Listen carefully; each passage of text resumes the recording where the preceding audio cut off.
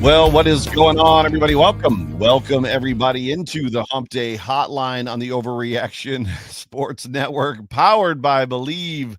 My name is Joe Miller. You can find me on Twitter at Joe Miller Wire. That there's my good friend, my co-host, Jay Spence, the King. Please do us a favor. Who is flashing the big dub sign? It's screaming, dude. I know that we can't hear it audibly through that microphone, but it is screaming big dubs. Please do us a favor. Please please subscribe, whatever platform you are consuming this vidcast on. Hit that like button, hump that like button, as we say here on Hump Day.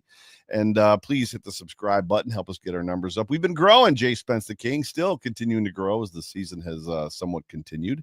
And also, if you're listening to this in post and you find yourself an active listener on from a podcast standpoint, from an audio only standpoint, same thing. Instead of searching for us, please do us a favor. Hit the like button, hit the subscribe button. You'll get all of our content all the time. But let's see, the Buffalo Bills, 10-0 at home, Jay Spence the King, which is pretty incredible and amazing. As a guy that went to the majority of the home games, I loved it. And we're on our way once again to the Arrowhead, to Kansas City, Missouri, to face off. It's the title of the show is inevitable. And it just feels like this matchup every single year in the playoffs at some point is just that, inevitable. You know, when you sent me the graphic with the inevitable on it, the thing that I thought of was, you remember Endgame? And like, yeah.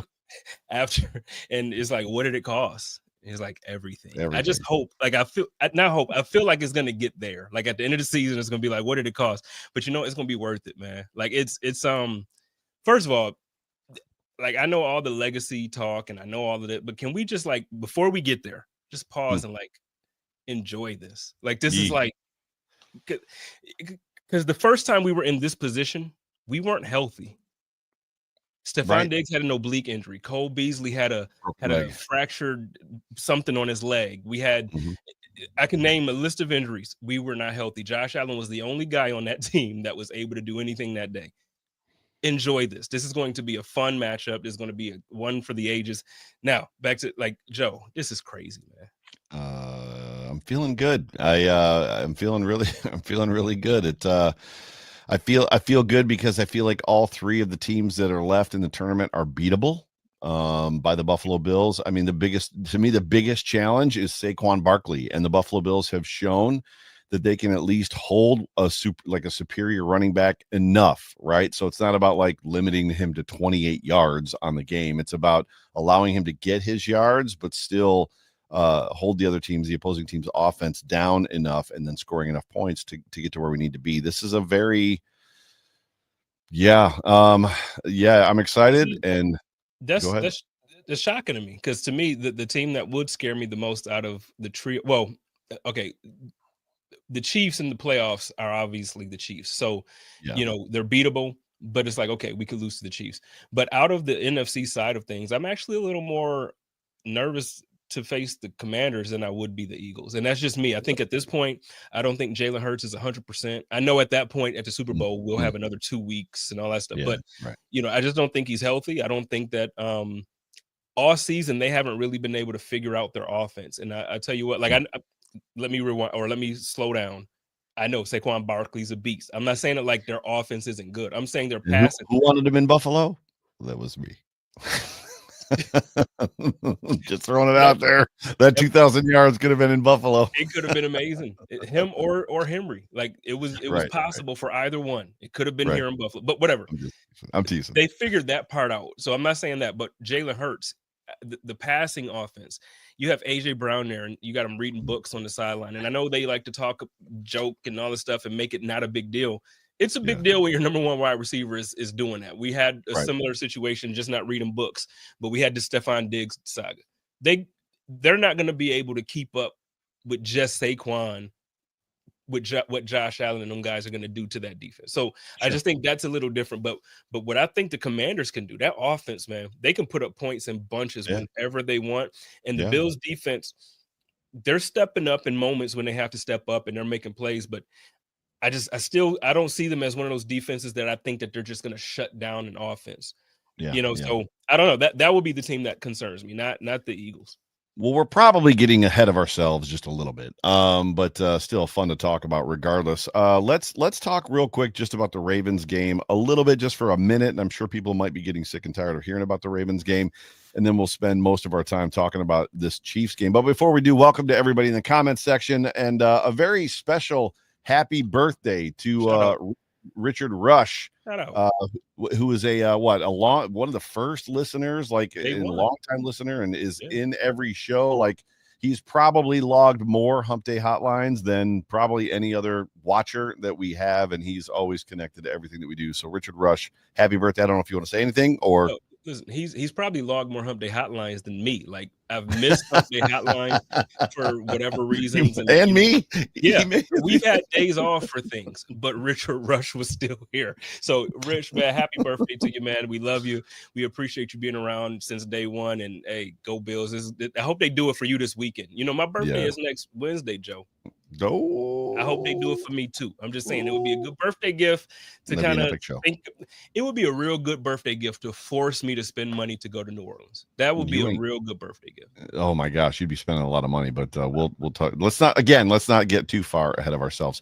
Question for you, and as we just kind of converse about both of these football games, the Ravens game, looking back, I feel like I'm taking a little bit of and I get it. We do these shows, and you've done a ton of these shows, and we're content creators, and we look at everything and ugly wins and giving games away and beating yourself and, like, you know, domination and what it looks like. And I just feel like there's this narrative that has spun up, you know, whether it's on all of the national media shows or even on social media, that somehow I think it was even said by the Ravens broadcast team. It was on Hard Knocks at the end of that. Like, the Ravens, you know, beat themselves. And while the Ravens made some mistakes, I don't know that I live in that headspace. I think the Bills did what they needed to do to beat the Ravens. And I feel like the Bills left some stuff on the field. Now, let me finish real quick, because there's two moments in general. Number one, and I talked about this earlier this week, the Bills were up 21-10 coming out of halftime. They got the football. If they go down the field on that drive and score a touchdown, that game's over. Right? I mean, 28-10 with an 18-point lead, that football game is over, because the Bills are going to continue to score at least 3 points a shot, even if the Ravens catch fire. Now, they didn't. And then the 2-point the field goal, if they had punched it in there, they even talked about it on Hard Knocks. That game's over at that point in time. Like, they're done. And I know that the Ravens had three turnovers, 1 interception, 2 fumbles, but I just can't live inside the headspace that somehow the Ravens beat themselves. Lamar played a really good game. He did. And the thing that, when I hear people say you beat yourself and the other team didn't win, I think what you're doing is you're taking away just everything that the Buffalo Bills put in here. It was a game plan. They went into the game plan and they said, this is what we're going to do in the first half. So even if it didn't work the entire game, there were adjustments in the second half. Guess what? The deficit from the first half is the reason that there wasn't enough time to come back. It was too big of a deficit for them. So whatever the game plan was for that first half, it was enough to have a lead, to where it was enough, and it was difficult enough to where they just couldn't do it. And you're right, Lamar, he looked like in the second half, he looked like what an MVP caliber player looks like. When your team is down, you do everything in your power to come back. You throw a touchdown. You do everything that you can to put the game in a position to where your team can hopefully tie it up. Now, I know Bills Mafia, I know you had some interactions with some folk where you made it clear, like, hey, they weren't going to automatically go to overtime. Like, y'all forget Josh packed that thing too. You know what I'm saying? So I want to make it clear that they were going to tie the game with 1.5 minutes and 2 timeouts. Josh packs that thing too. So I just want to make sure he is that dude. He is that dude. Yeah. Josh is like that. So, you know, but you setting the whole thing up, like, if they tie the game, so what? They kick it out the end zone again. The Bills get the ball at the 30, and Josh has 1.5 minutes and 2 timeouts to go 40 yards. I mean, is that what we're talking about right now? And the very first play after they missed the 2-point conversion, Ty Johnson rips off, what was it, a 17-yard run, and then goes down. He could have had a whole bunch more. He goes down on the knee. So let's hypothetically put that play in there. So they start at the 30 and he gets 20. So now they're at the 50 and he's got 1 minute and 15 seconds left. Now they're running the clock out. at that point in time because they don't want to give their ball back to the Ravens with time. Sorry. I just think it's one of those situations where with the national media, Lamar Jackson has earned he's earned a certain level of benefit of the doubt now, right? Because before, you remember a couple of years ago, before he was MVP, the way they talk about Josh is how they talked about him. Like when they asked the questions about the teams, and there's not enough, and it's not this. Now he's earned the benefit of the doubt. He's a 2-time MVP, probably 3-time. So I get it. You know, they don't want to talk bad about him and all that stuff. But listen, at some point, we got to be real. We got to be honest, and the integrity of your job. This is what journalism is about. This is what, you know, you can't get on there and claim to be a journalist and you're working for the biggest entertainment network or the biggest sports network, and you can't even be honest enough to say Lamar Jackson didn't do enough to win that game because they lost. He had a fumble and he had an interception. You can't turn the ball over in the playoffs and win against elite talent. Boom. That's it. It's not saying that he's a bad player. It's not saying that he won't win the MVP. It's saying he didn't do enough. Yeah. If that was Josh Allen, man, he would still be getting crucified probably until after the draft, and then it would bring it back up around preseason. If Josh Allen had thrown an interception and fumbled the football and they lost that football game, it's torches and pitchforks for Josh Allen with the national about media. The pitch. And they've been talking about that more all week than they talked about things the Bills did good in that game. Like, that's what annoys me. That's what annoys me. Dan, I wish I'd have said that. I wish I could pull it up, but I'm not as adept at this whole thing as you are. Dan Fates actually asked the question in the presser today. You know, hey Josh, it was on NFL Network. Hey Josh, there was a moment on those goal line plays where you'd gotten stopped, and it looked like you were about to pitch the football. You know, were you going to? And Josh smirked and he went, huh, you know, he does that, huh, and he goes, no. It was I'll screen grab it and send it to you. And then literally he's like, old Josh would have done it, but not new Josh. And then he like alludes to the angel on the show. He's like, yeah, but he goes, that guy won. Like it was he's so good. I love Josh, man. I don't know how anybody could not like the guy.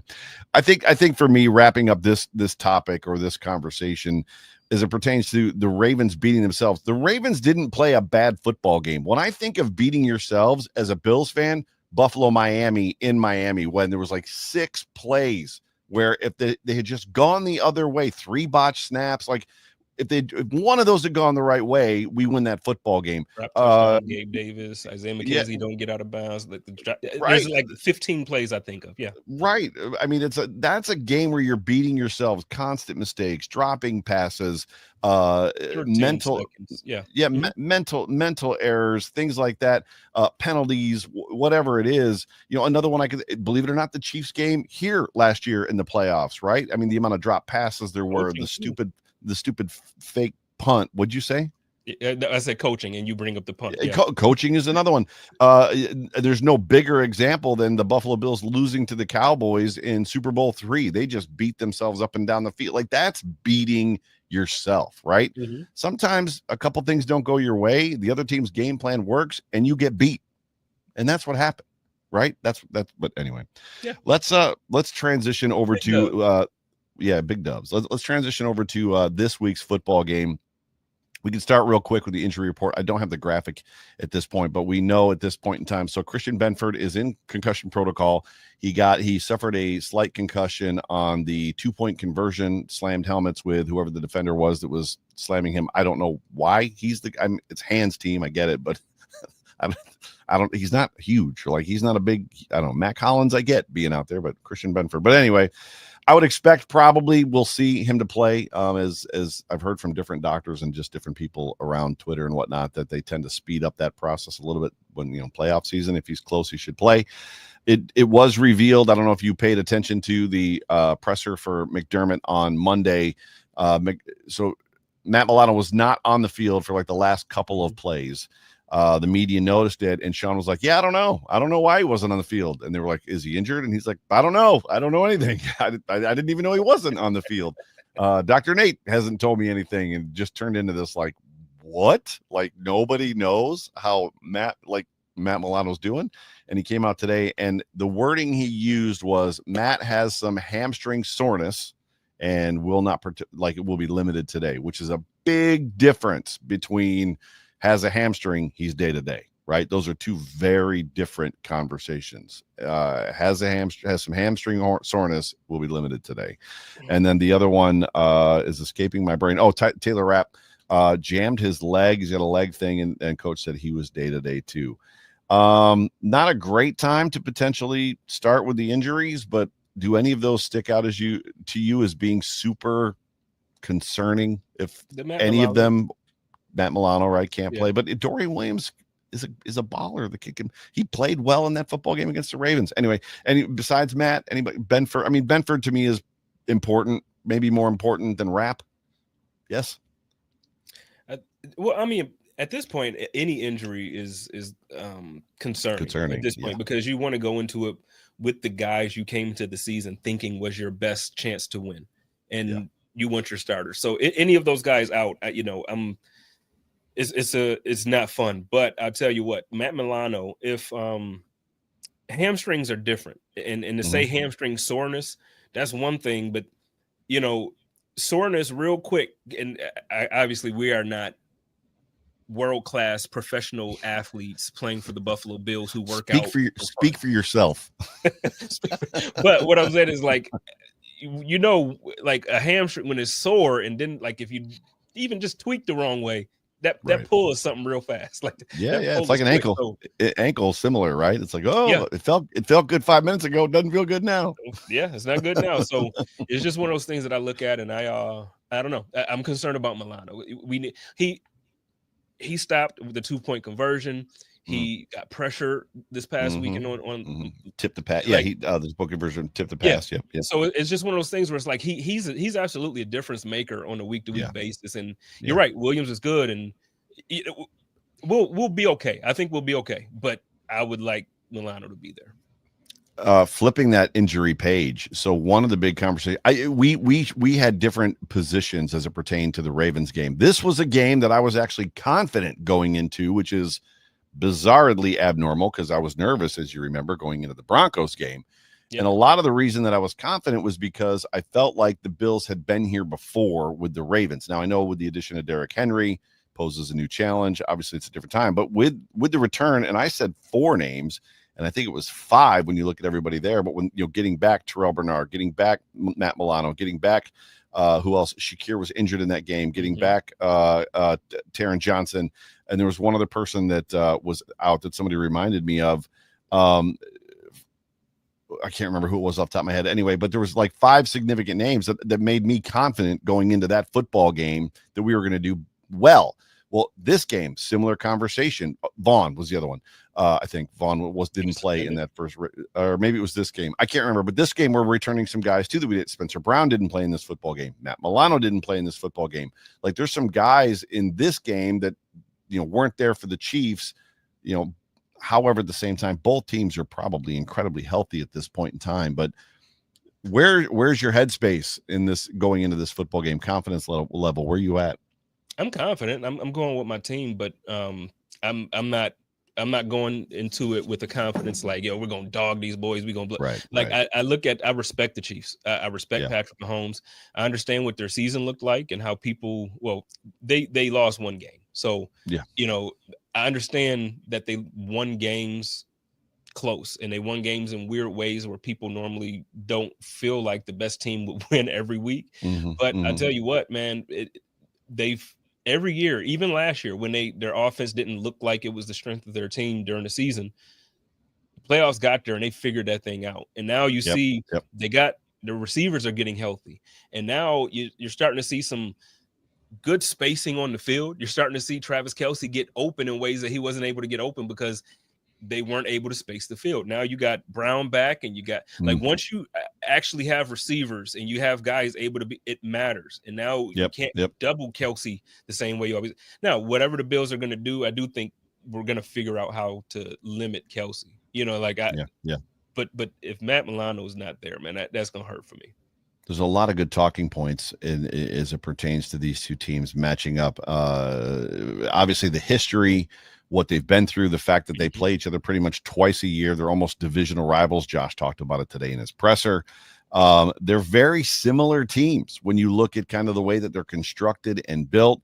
If you're talking star power, the Chiefs probably have a little bit more when you think of, Chris Jones, and you think of even Karlaftis is kind of coming into his own, whereas the Bills are a little bit not lacking, but the names don't have quite that star power yet when you think of Terrell Bernard. I mean, obviously Christian Benford is one of the best corners in the league if he plays, but he's not a household name, right? Terrell Bernard is great, not really a household name per se. Josh and Vaughn, Josh and Vaughn, but even Vaughn's kind of on his last legs. But all that to say, when you look at the Chiefs, name, the recognition, yeah. Right. When you look at the Chiefs, you've got obviously Hollywood Brown, D-Hop, you've got Noah Gray, you've got, Travis Kelce, you've got, the two guys in the backfield. The Bills have 2 or 3 guys in the backfield. Just very similar teams as far as that goes. Defensively, neither team has been necessarily great as far as that goes. I think, and Joe Marino put out a tweet today where he talked about the Buffalo Bills faced the Broncos and the Ravens, who were the number 2 and number 3 run defenses in the league. And in both of those games, the Bills outproduced they're like their season high of yards against, rushing against. So the Bills beat the Broncos rushing against number for the season, and they beat the Ravens rushing against number. And the Chiefs going in again, we've seen the Buffalo Bills live in a different space sometimes when it pertains to what their opponent is good at and bad at. But the Chiefs are a bad rushing defense. And Joe's question was effectively what he was inferring was this could be a difference maker. And I think it could be a Ty Johnson and James Cook game, and obviously Josh Allen game. I think at this point it's the playoffs. You can expect a Josh Allen anytime touchdown on the ground every week. Like if we get within the 2-yard line, they just expect Josh Allen touchdown. But no, you're absolutely right. There are things about this game that make me confident. I think the Bills are a better football team than the Kansas City Chiefs. Not because we beat them earlier in the season. We've done that before and then lost in the playoffs. Yes. I think this year Josh Allen is playing quarterback better than Patrick Mahomes did. Now, Patrick Mahomes, he hasn't thrown an interception since the interception he thrown in Buffalo. So is that true? That's very true. Go back. He has not thrown an interception since that interception. They have not turned the ball over. They're fantastic. I know they're winning games in ways, but I'm telling you, when you go and watch their tape and you go and break everything, it's like they're a good team. And you don't win the team. You don't win the games that you win without being a really good team. So, I'm saying all that to say, I'm confident. I'm very confident. I think we can run on this team. I think Josh Allen can take his spots, pick his spots, and have his moment. Because as good as their defense is, there's some weaknesses, and I think you're going to see him expose them if he's patient. I don't want the moment this time to be too big for him. Earlier, I texted you, I'm not worried about Josh. It's never Josh. I think the conversation, like I always bring up, this is the time. Every year it comes down to this. Can McDermott finally beat Reed? And listen, he gets outcoached every year, and it's not because it's just that he outcoaches himself. In the worst moments, it's like, okay, let me overthink this and do the exact thing I know I should not do, because that's probably no, Sean, just do what you would do week 3 when, why would this is where we at, Joe. I'm sorry. I just got stressed there, but it's like, no, you're right. I mean, and I don't mean to cut you off, but I mean to kind of to build your argument and to kind of give you some comfort inside of that argument. It was, I think Sean said in his presser today that they've got to play without fear. Like they've got to play without fear. And I think it was Nate Geary this week on Twitter, on X, that basically said that the biggest difference he feels about the Bills this year versus every other year is they're playing fearless football. Like they're not afraid to lose. Like we've done that before, so we didn't die from it. So let's just go out there and put it all on the field. Or it's a learned thing where they've got confidence in themselves enough that they don't. So a big example of that is the Ravens game. Somebody tweeted at me about this literally today, and I didn't pick up on it, and I should have. And one of those things was that going for the 2-point conversion either time, whether it was the first one or the second one, Sean McDermott didn't call a timeout. And that's a place that Sean McDermott always calls a timeout because he wants to see the defense. And you and I have talked about it. A lot of us have talked about it. Like, just let him run the play. Like, you're almost making it easier on the offense to call a timeout and give them a chance to get fully not almost, or you are. They get settled in. They're like, yep, this is the play we want to run. Meanwhile, you're just putting your defense on the heel. So he didn't do that. It worked out for him both times. So I think we're going to see a different Bills team in this game, similar to the one earlier this year, where they just play not with reckless abandon, but they play with some abandonment as it pertains to worried about what may happen if we do this, realizing there's maturity as well amongst the team. Josh Allen not pitching that football. Josh Allen, we've seen it. We saw it in the Broncos game, wanting to throw it into double coverage to Mac Hollins down the sideline and then rethinking it and making the easy throw. Josh Allen made a bunch of easy throws in the Ravens game. If Josh Allen continues to take the easy throw, to me, that's the clearest path to victory, because I feel like we can outscore just about any team. But I think you're going to see a different side. I think you're through the rest of this. The Super Bowl, if we get there, could be different. They could tighten up really, really bad and get super, super nervous and all of a sudden feel like they're going to lose everything. But I feel like you're going to see a looser team this time. I hope so. And I hope we see the same McDermott that we saw last week and the week prior to that, and really for the last 10 weeks. I want the same head coach that you've been. Just come into do your same routine. Don't overthink it. Don't change nothing up. Just if you have breakfast with your wife every Sunday morning, Sean, do the same damn thing, man. Don't switch it up. Have breakfast. He was in church. Go to Life Church in Buffalo, Sean. Go to Life Church. Well, you can't. You can be in Kansas City. But you get what I'm saying. Stream it on stream it on YouTube. Exactly. Shout out to Life Church. And also, you mentioned Nate, man. Just shout out to my man Nate Geary. I haven't talked to that guy in a minute. I miss Twitter sometimes. Sometimes. Agreed. It's wild to me when he does come. I get it when he comes on like Monday night games or Thursday night games, but sometimes he'll come. He came for a 4:30 game, or I think it was a 4:30 game, and he came one Sunday, and I was like, bro, shouldn't you be at the facility? but anyways, I digress. But yeah, it's going to be an exciting football game. We've got a lot to look forward to, and I think my message to the Mafia remains, and it's a message you started the show with it. Like, enjoy this moment, enjoy whatever happens. I mean, what's this? 5 years in a row, 5 AFC East titles. We're finishing this season the way that it started in 2020, right? AFC Championship Game. It's hard to wildest dreams land. It's hard to believe where we are, bro. Like, it's hard to believe that this is our team and this is our quarterback and this is who they are. It's just. I will tell you, even obviously the main goal for me, we got to win, and then we got to get to the Super Bowl and win that, right? But yes. But for me also, I don't want it to be lost on us that beating Patrick Mahomes is not just about us winning the Super Bowl. It's about us winning the Super Bowl, but it's also about preventing him from three-peating. I just want to throw that out there. Yep. And killing a narrative that won't die. Yeah.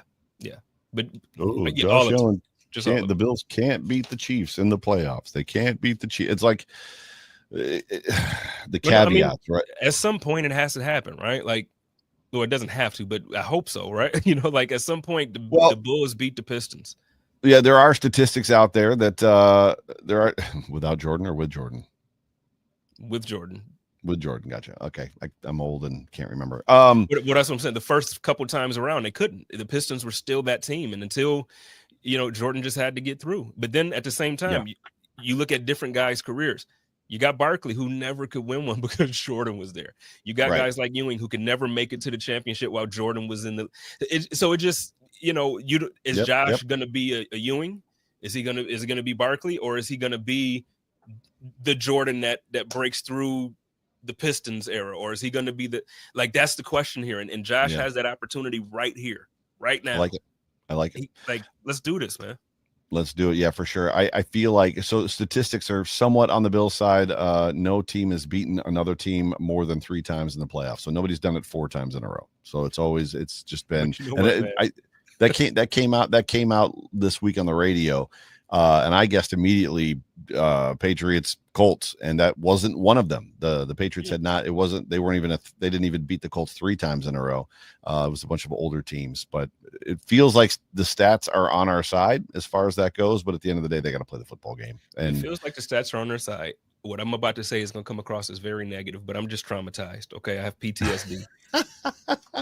It feels like the Bills are always the one team that goes against the grain when it comes to those statistics. So to be like teams that score 40 plus points and punt one time but lose the game. The Buffalo Bills to the Rams this year. That never happened before, but the Buffalo Bills scored 42 points and still lost. So I'm not saying that that's the case. I hope we're winning. I'm saying we're going to win. That's who I'm picking. Go Bills. Let's get it. But the fun thing about that is that one of those similar games, and it hasn't been talked about, but the Bills beat a Ravens team that didn't punt. They didn't punt on Sunday, and the Bills beat them. Like, that's pretty bizarre. But shout out to turning the ball over. Please, more of that. Let's get into our Josh Allen stat line prediction and our score prediction for this football game. I have the ones from last week we missed pretty bad, like especially I think I had 390. What did I say? 370 or 390? I said crazy numbers, but we won. That's all that matters. So what do you got? Give me your Josh Allen stat line prediction for this weekend. Oh, wait, where was I at last week? What did I say? Son of a bitch. 320, 2 touchdowns in the air, 2 touchdowns rushing. 38-27. 38-27. Yeah, 20. Had that. I think last week you said Josh Allen anytime touchdown for last week as well. I was 393 and 1, 38-17. I was calling the blowout. Somebody had to do it, right? So it's like this game. It was on track, 21-10. And they come out and score touchdown 28-10. It's on track. John, man, don't get conservative, man. It's the playoffs. Let's put boys out. Yeah, for sure. So what do you got for me? You want me to go first? Yeah. I got okay. So if I'm wrong about this, I know somebody's gonna rip this down. They're gonna put it up on the internet and they're gonna put it on Coldest Takes, all this stuff. But listen, love it. It's time. This is the year. If it was never a year to do it, this is the year to do it. Josh Allen is the most poised that we've seen him. He is the smartest that we've seen him. He is the strongest that we've seen him. He is the leader that we've all wanted him to be. He's taken control of this offense. He calls the shots. I know it's Joe Brady's offense, but it's Josh Allen's team. And what I'm telling you is Josh Allen, I believe in what he said the other day. Josh Allen said, to win this game, you have to beat the Chiefs. I'm saying the Buffalo Bills are going to beat the Chiefs at Arrowhead 35-17. I'm saying Josh Allen is going to come out and do the damn thing. And I'm saying that the moment of the Buffalo Bills, we're going to come out and we're going to rush them in that first quarter. And it's going to be one of those games that from the very first kickoff is just going to feel like, for biblical folk, it's going to feel like the grasshopper to the giant reference. If you know what I'm talking about, it's going to feel like that. They're going to see themselves in Kansas City as grasshoppers after that first quarter. You're going to see a glaze in Patrick Mahomes' eyes that you've never seen because he's going to be embarrassed at home in the playoffs for the first time. Josh Allen's going to have 2 touchdowns in the air, 1 on the ground, 280 yards passing and 40 yards rushing, and James Cook is going to have 100 yards rushing as well and 1 on the ground. Let's get it. We might get tired. Like so literally you're saying what they did against the Lions when they came out with just hellfire and fury against the Lions and were just like scoring all over the place. It's like they were throwing plays out there we had not seen before, which, by the way, I want to remind everybody that Josh Allen said after they won the East that they are holding their cards close to their chest for the playoffs, and we have not seen any creative design from this offense since then, right? So this is the time you break that stuff out. I like it. I don't know. I just might go with what you said because it was pretty good. I think it might be a little – I think the Bills definitely are going to score 30 points in this game. I'm going to start with a score. What do I think? 31-27. So I'm going to go with a little bit of a nail biter for us because that's what the Bills always do to us. I like your 280. I'm going to say 275 and probably 2 and 2 for me for Josh Allen. 2 in the air and 2 on the ground. Oh, and I'm going to call 1 hurdle because I'm with it. this is when he does it, right? So it's I think all the governors are off in this football game for Josh Allen. I think your 40 rushing yards thing could be low. He might rush for more than that. I think they're gonna give him the offense and say, go win this football game, to your point. See, right? I thought that at first. I thought about this before we did the show. I did. Yeah. And I was like, no, you know what, Josh gonna spaz. But then this is what I thought about. The moment that I feel like is gonna happen, like I'm trying to think of another moment in history that I could compare it to, but it's like when the giant finally falls. And I'm not saying that I don't think the Chiefs are a bad team. I don't think the Chiefs could very well come out and like it could be close, like Joe said, they could win the game. I'm not disrespecting them by saying they're bad. I'm saying I think it's going to be a historic moment. Like it's going to be a moment. And I think when it's just someone's time, it doesn't matter how good the team is. It doesn't matter how good the quarterback and the coach is. It's our time. And so I feel like that's the moment. And when that happens, it's like you win in convincing fashion. It's like, look, the Bills are here and they're for real. And Josh Allen is finally, I feel like it's that game. So when I say the 35-17, there's no disrespect to Chiefs fans. Everybody out there know I got love for them and I got love for Pat. But this one right here, man, this is the year. And this is the year where really Steph is eating his words. Like, there's a few guys, you know, Lil Dirty, you know what I mean? Like Cole Beasley after he left and all of the stuff he was spewing about the team. There's a couple guys that I kept some receipts, you know what I mean? Feliciano, you know, I wish I could tell what happened before I left. Hell, I don't care. Guess what? Yeah, so y'all eating your words. So like at this point, man, like I think this is the moment. So that's why I had that energy with that. So again, no disrespect, but it's our time. I like it. Any final thought? Well, that was a pretty good final thought. You want me to just get us out of here? Final thoughts. Big thumbs. That's a great sign. I don't know where you got that. I haven't seen it before. That's new, right? Yeah, that's new. That's dope. I like it. Ladies and gentlemen, thank you so much for tuning into the Hump Day Hotline on the Overreaction Buffalo Sports Network, powered by Believe. So good to have every single one of you. Thank you guys for joining us in the comments. Apologies that we didn't get to it.